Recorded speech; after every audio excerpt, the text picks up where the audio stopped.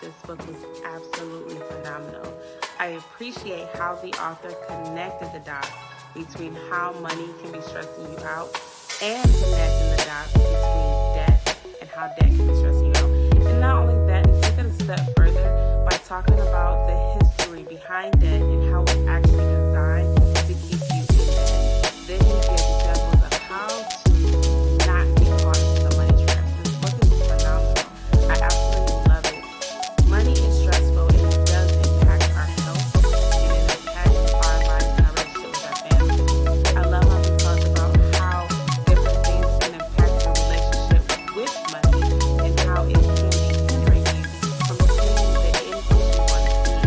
He talks about how you can actually redesign your relationship with finances and actually increase your income. This book is phenomenal.